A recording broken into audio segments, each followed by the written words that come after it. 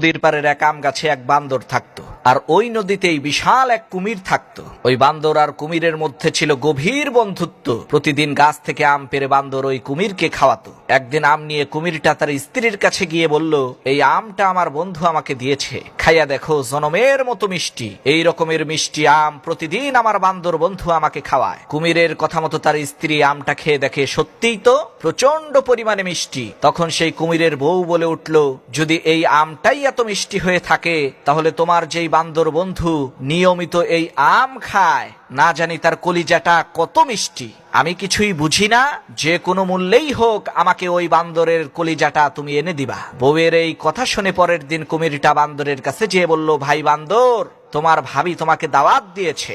গতকালকে তোমার আর আমার গভীর বন্ধুত্বের আলোচনা শুনে সে বলেছে, বান্দর তোমার এত ভালো একজন বন্ধু, তাহলে একদিন তাকে আমাদের বাড়িতে নিয়ে এসো। কুমিরের এই কথা শুনে বান্দর কোনো কিছু না ভেবে এক লাফে কুমিরের পিঠে এসে বসলো আর বলল, চলো আজকে ভাবির হাতের রান্না খাবো। চলতে চলতে নদীর মাঝখানে যাওয়ার পর কুমির বলে উঠল, ভাই বান্দর, আসল কথা হলো তোমার ভাবি তোমার কলিজাটা খেতে চায়, এ কারণেই আমি তোমাকে নিয়ে যাচ্ছি। কুমিরের এই কথা শুনে বান্দর ভয় পেয়ে গেল, কিন্তু সে হাই হুতাশ না করে হেসে দিয়ে বলল, আরে ভাই, এই সামান্য একটা বিষয় তুমি আমাকে আগে বলবা না?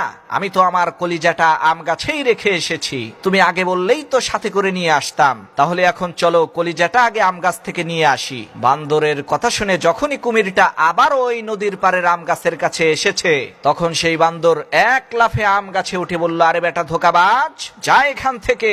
আমি তোর উপরে ভরসা করেছি, তোকে মহব্বত করেছি, আর তুই আমার সাথে এত বড় ধোঁকাবাজি করলি। প্রিয় বন্ধুগণ, আজকাল এই দুনিয়ার পরতে পরতে ধোঁকাবাজ লুকিয়ে আছে।